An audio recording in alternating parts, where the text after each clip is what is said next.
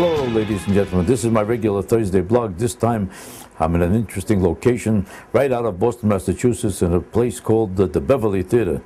This is where all the biggest stars in the world come, and they all perform here. Of course, they're not as big as me, but they're quite big. Once I come here, it raises the whole place to a whole different level, because every time I show up, it's an amazing thing what happens. Like right now, I'm changing around all the thinking about Freddie Thompson. For everybody's been saying the same thing about Freddie Thompson. It became a cliche. The man is sluggish, the man is boring. He's flat, he's mixed up. He's old, he's very old, he's passing away, he passed away. He's still living. If he is, it's amazing because he doesn't look it. And they keep lousing him up with one phony, stupid cliche after another. Nothing they say has anything to do with this man's demeanor or his behavior.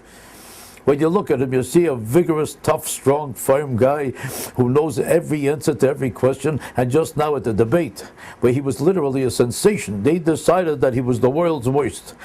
There was like a conspiracy, just like there's a conspiracy to build up Hillary Clinton and make her a genius when she's basically a moron, and make her sound like she's an expert on every issue when she knows about nothing except the rehearsed answer that she prepared for a month and a half. Exactly the opposite is happening to Fred Thompson. Here is a guy who's so thoroughly knowledgeable. Every answer he gave in this last debate was steeped with comprehensive information in every detail. He had a better and more total, complete, and concise and organized answer to every question. So perfectly organized, as though it was scripted. And you know what they said later? Yeah, but he delivered it with a sluggish tone. He looked backwards when he should have looked frontwards. He had a sort of a semi-monotone. He said it in an aged way. He looked aged, he looked flat, he looked boring. They wanted him to stand there and not only talk, but start dancing, singing, maybe do an opera, maybe announce that he's also a pilot. Maybe he should fly through the air or do a trapeze, maybe do a stunt that nobody ever saw before. Why don't they hire an acrobat?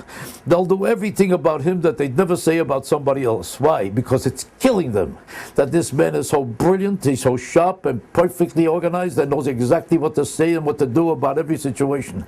And it hurts them so much because he popped in late. He didn't listen to the cliches of the reporters that you have to start a year and a half in advance. He didn't listen to their crap about how they have to be interviewed 1,000 times. He didn't listen to their cliche that you have to have $30 million before you start a campaign. He came in with nothing.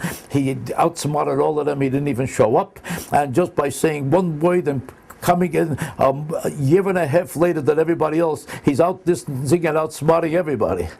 Nobody ever believed that, but no money invested. All of a sudden, you're number 2, and he's only 4 or 5 points behind Giuliani. How did it happen? They don't know, they can't figure it out, and they can't answer to it.